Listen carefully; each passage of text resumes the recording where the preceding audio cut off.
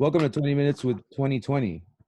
On this episode, there are no questions. This is going to be an informal episode and more of a conversation between me and Adam, kind of explaining our philosophy and why we do what we do. We'll get more into what we do and why we do it here in a second. Let me introduce Adam. Adam, how are you doing? Pretty good, Carlos. Thanks. So, you had an interesting post that you made on Instagram a few days ago. It's it was titled The Breeder's Creed. Now, do you mind reading that for us and explaining why you wrote it? Certainly. So yeah, I was basically laying in bed one night and I was just thinking about kind of how I can contribute to the cannabis community, how I have contributed to it, and really just bullet pointing in my head the things that I believe in, and I decided I'm going to write it down, and I'm gonna make a commitment to the community. And if other people want to kind of join this movement or not, it's up to them. I'm not expecting or asking anybody to join this with me, but this is what I wrote. The Breeder's Creed. Proper cannabis breeding takes time and patience and an acute attention to detail. It takes a discerning eye and a refined palate. If I don't throw away 90% of my work, then I'm not doing it right. I have many failures for every success. It is of utmost importance that I am humble, and I always recognize that as a breeder, I'm simply a building block in the long evolution of cannabis that started at the dawn of civilization and will continue until long after I'm gone. Like science, the sharing of information is the key to progress. I recognize that I did not create anything, I simply improved upon it. I pledge to work as a team towards a common goal. I pledge to unify and not to divide. I pledge to always breed with a purpose and never let the people down who came before me. I pledge to carry the torch in their names, and I pledge to pass the torch when I am finished. And that's it.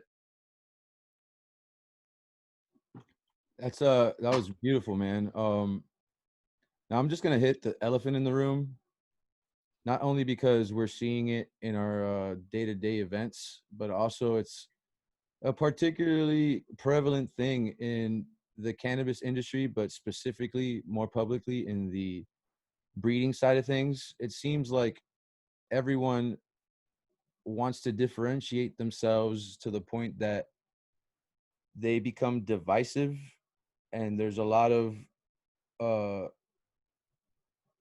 let's just call it tension in the air sometimes when it comes to the seed industry. And we've taken a different approach, and it's something that we do consciously. We try to stay away from all that stuff and really let the work speak for itself. um we've also taken the approach of being open source and transparent and offering guidance and knowledge to those who ask. And why is it why I know why we do it, Adam, but I think you're a better person to vocalize our philosophy. Why do we do what we do? And it's not something that is contrived, it's something that's natural in us. But if you can uh word it, I know you kind of did in the creed right now, but I mean, really what I'm getting at is there was a shift with legality that brought in corporatization and industry into the cannabis, and that industry word replaced community. So you were here long before I was in the community, and now it's turned to industry. Like, what changes have you seen, and what do you think we could do to remedy those changes and bring back the tradition that used to be? So yeah, you bring up a lot of good points there, and I think that there has been a major paradigm shift in that, in the community and the industry itself. In that the we come from a time when sharing genetics was part of our culture, and this is what we did. Um, there were very few strain hoarders, is what we called them, and everybody knew who they were, and there wasn't very many of them. And those people were basically shunned from the community because if they wouldn't share one thing with us, then nobody would share anything with them. and they were essentially the pre-internet, the trolls, and they had a strain, and they wouldn't let anyone else have it. Well, uh, the cannabis as whole has been a shared commodity since the beginning of times, and in order for it to continue to evolve in the direction we want it to evolve, it has to continue to be shared. And so it is simply part of our culture and where we come from, in that that's how we do it. So I think that's the easiest way to put it, is that I don't really know anything different than that, and I don't see it from this corporate side of trying to patent and to claim, to stake a claim in something that I really just don't see as mine, and I never will. And unfortunately, this paradigm shift is really kind of creating a bottleneck, in that there's these kind of multifaceted, multiple groups of breeders that um, probably at one time many of them did have unity, and unfortunately, um, as capitalism kind of starts to take over, it eats into the foundation of that unity, and has really kind of created divisiveness amongst a lot of groups. And there's the internet groups that I know have been around for a long time, and we were never part of that. See, we came from a background of being really quiet. I come from the days of, when you got caught growing, you went to prison. And so we didn't talk about it. We covered up our soil in the back of our trucks. We didn't flash money. We drove beat up vehicles so we could hide and blend in. And so I think until recently, I essentially carried that in that very secretive nature. And I wasn't on the internet posting anything about our company, or our in the forums or anything. And so I think there's these different families of breeders that are now all exposed via the internet, and they've all kind of come into the open. And I would really like to bring people together. I like, and unfortunately, it's it's been difficult, but we have a very strong belief in that um, we don't publicly name any other breeders out for anything. You will find that we are a very clean company in that sense, that I don't believe that negativity gets anybody anywhere. And it's a strong philosophy of mine, and people will find that we remain quiet when it comes to causing trouble with anyone around us or anybody in this community. See, you said that a lot more eloquently than I would have, because I would have pretty much say, excuse my French, what you eat doesn't make me shit. So I'm not worried about the next guy, essentially. And that's one thing, man. Like if you're working and doing your own thing, you shouldn't let outside forces affect whatever your goal is. Because then if you're doing something and it's easy enough to be swayed by outside forces, and why are you really doing what you're doing? So with that being said, I want to go into how 2020 began breeding and selecting, specifically due to our outdoor heritage. And it was, how kind of like that was the way to do. And also how being full-time growers now in the legal market, uh, why our breeding takes the shape it does, because we are actual commercial farmers in a sense. I know you can explain that a little better than I can. Definitely. And I'm great topics to bring up. So that again, we have been involved in this industry since the early days of Prop 215. That's the California proposition for medicinal cannabis. And I got my first prescription in the very early days of that, and have been doing this ever since. And it, breeding at that point was not as much of a hobby, but it was a necessity, and especially for outdoor growing, and even indoor growing. It was much more risky then, and so just keeping a room going with mothers all the time was really a risky business to do. So typically clones would kind of get passed around, but not very many people actually just stored genetics in mothers and in rooms, because it was a quite a big risk to take. I mean, people went to jail over a couple of grow lights, and um, so breeding was a necessity, in that we would have seeds to store instead of mothers, and in fact it worked for itself in a great way, which is partly why the Emerald Triangle is what it is today.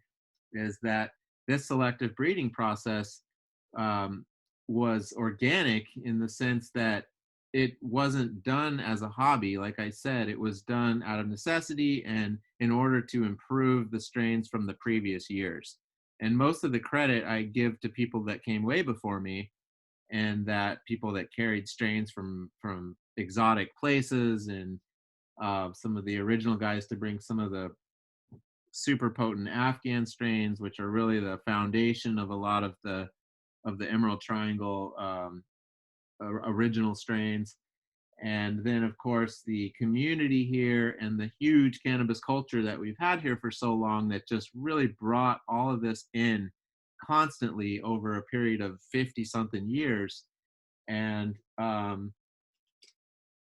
again, it's community to me. So it's this huge effort of a tremendous amount of people. And the unfortunate thing, kind of going back to the industry side of it, is that a lot of the true pioneers have been pushed aside and essentially forgotten about, and that's really unfortunate. And part of it is because of that history of quietness and us staying under the radar, that we didn't put our names on strains. And it would be, if anything, a strain was named after a neighborhood. And I mentioned in a previous podcast the um, uh, Salmon Creek Big Bud. Salmon Creek's a little community. It's not even really a town. It's an area in Humboldt County, but it's where a real famous strain came from. So it was called Salmon Creek Big Bud, and that's about as close as it ever came. I mean, you didn't have company names, and and, and you certainly didn't name a strain after a company, or put your first name or last name or anything on a strain, because that would have been downright nuts back in the 90s. So I think it was that, like, huge community kind of effort that put us on the map. And I come from that, and I don't think that that will ever be taken from me. Yeah, right on, man. It just made me think of all the old timers that I've met up on these hills, and they seem to not get the credit for a lot of the things they did for us, you know. So, can we talk about some of the things that we participate in and have created along the way of this journey, such as Free the Seeds? Can you explain a little bit about how we came up with that, and who it's meant for, and why we do it? Yeah, so Free the Seeds has been this fun campaign that we've ran for the last oh, 2 years now. And it started with an idea that I wanted to just give back to the community.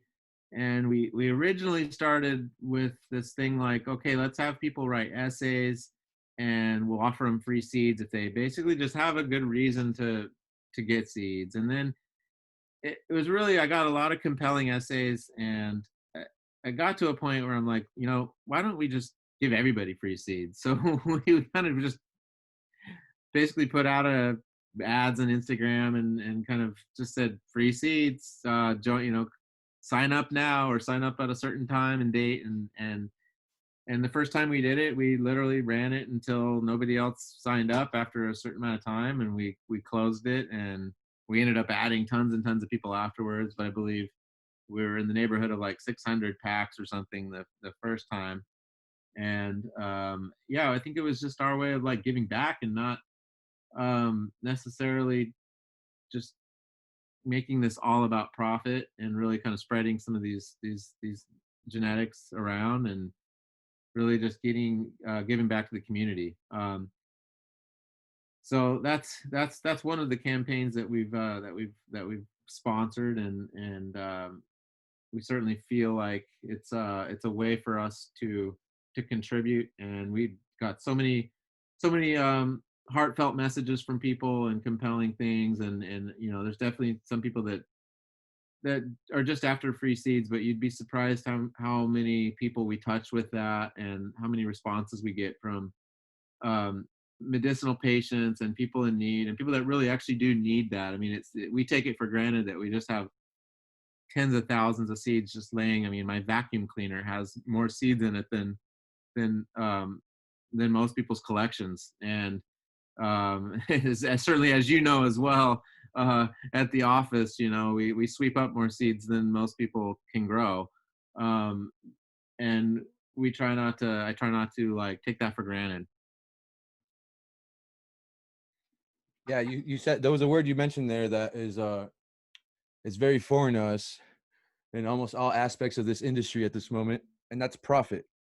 I want to highlight the fact that when we came out with our new packaging, we raised our seat count and lowered our prices, because we want to be accessible to everyone. We don't want to be the designer breeder or the high tier exclusive. We want everyone to have access to great genetics that have been worked across the board. I mean, we can mention the fact that we put together a tester group, and across the country, multiple testers with different environments, different growing methods, and it's had its issues as well, but it's a good way for us to gauge what the people will be able to do with our stuff. I mean, i i kind of I kind of imagine a world where everyone is growing pot in their backyard or their house or on their porch, but I feel like the industry and the community in essence has like a,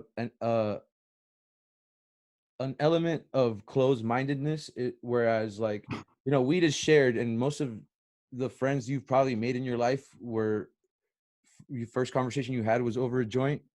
But I feel like the industry also shuns like the newbie or the inexperienced smoker, and almost ridicules them a little bit. And I think that's an approach that we never wanted to take. We want to expand the community and make sure that the new members of it are aware of traditional values in essence. Um, do you think that that's something that needs to be more prevalent in this industry? Like, instead of shunning the new guy and like shitting on him for picking, that strain or starting off with autoflowers or whatever, that we should just be more educational and inclusive? I mean, absolutely, and I don't think, as I mentioned earlier, that negativity gets anybody anywhere. Unfortunately, it's prevalent in every aspect of our society, especially right now with the huge amount of polarization that's going on. And if anything, I'd like to be a shining beacon of light. And if I can set an example, if we can set an example as a company for even if just a few people kind of follow our lead, and hopefully we can pass this torch someday to other folks, or kind of let this momentum grow. And I don't mean to sound like a cliche or anything, but it's the absolute truth. It's where we come from. It's the heritage that we have up here in the Emerald Triangle, and unfortunately I've seen it happen up here as well.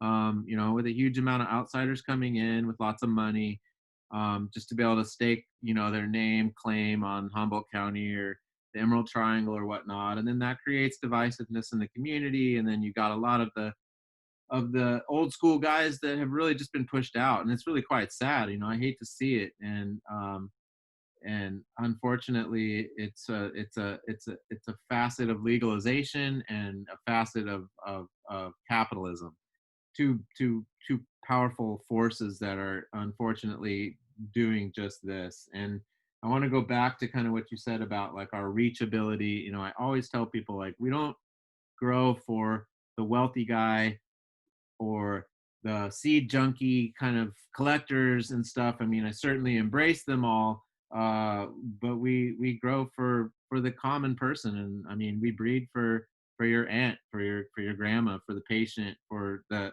cultivator, for someone that really is doing it for cultivation purposes, and we certainly don't grow for Instagram photos, um, and we breed to make the best strains possible that pass that check all the boxes, and that's an important part for us is the growability, the mold resistance, the viability.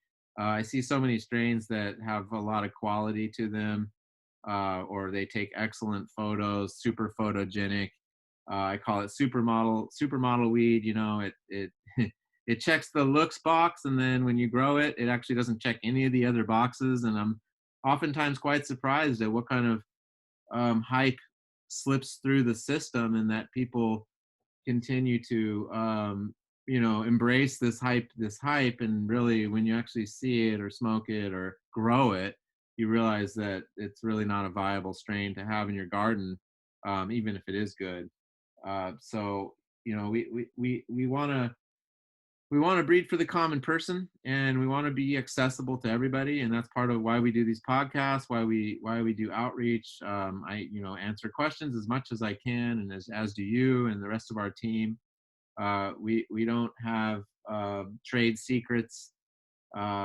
We share all of our knowledge with everybody, and we try to keep it like that. And hopefully, again, this will kind of foster or nurture this relationship, and pass this kind of this on to other people. And there's definitely other breeders out there that are very much like us, and I respect everybody that is like that. And I really hope that the negativity can be turned, because what it really comes down to, and I tell people this a lot, is that it is somewhat of us versus them. And when I say them, I'm talking about big corporate money. And all of us guys now, like, you guys need to stop fighting on the forums and on Instagram, on Facebook, and really realize that your enemy isn't the other breeder that just started last week, or the other breeder that started 10 years ago. It's the entities that will take us, that will hold us down or pull us down, are big money corporations that really do things just for hype, and not for quality. And this is a fact that's coming, and I've seen it in California market for sure, on the flower market. And as you mentioned, we are cultivators in the California market, and it's been really hard to kind of compete with big money. And so we got to kind of maintain solidarity. Yeah, if there's any message that I feel the public should take away from this, is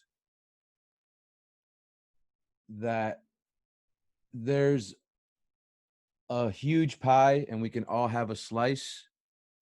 And also, I just want people to take away a little bit of insight on what we do, why we do it, and highlight the fact that there's intention and passion behind it. I don't think people get to kind of see behind the scenes of our feelings towards our actions. You know what I mean? So if there's anything else you want to add to that, man, I know this episode seems to be just like a rant of sorts, but I think it was important for us to have these statements laid down and put out into the public. Certainly, I agree, and I think in the end, why we do what we do. I mean, it is our passion. It's something that we believe in. I think that um, the the breeding, it's interesting, because the as I said, we're a flower we're we have a flower production facility, which is really our bread and butter, and that really funds the seed and the breeding part of our company. And proper breeding, as I said in my creed, is that proper breeding is expensive and time consuming, and we're not just making seeds. And making seeds is easy, and making seeds is cheap. However, breeding proper genetics is very expensive, and it's not easy at all. And we literally throw away 100 plants for every one that we keep, and that's normal. And so if you're doing it right, then that's how you're doing it. And So we hope that others can kind of maintain this philosophy with us, because otherwise it's gonna muddy the waters. But I know that we're not the only ones out there that are on this path, and um, I think there's room for plenty of breeders. I don't know a really comparable industry to compare this to. Um, you get a lot of comparisons with wine, or with alcohol, with beer, for instance. But there's room for a lot of breweries, and I think there's room for plenty of breeders. And we're not trying to take over the world. We're not trying to stake a huge claim and take anybody else's piece of the pie. I think, as you said, there's plenty out there for all of us, and I think we all just need to have a niche and be real to ourselves and real who we are. And I certainly don't respect breeders that are just essentially taking, strain A from breeder A and strain B from breeder D and crossing them together and calling them his. But I'm going to be the last person that publicly outs them. You'll never hear me name that person. They know who they are, and hopefully the consumer recognizes who those people are, and they see through and look for companies like ours that are true to ourselves and true to our customers, and true to the community.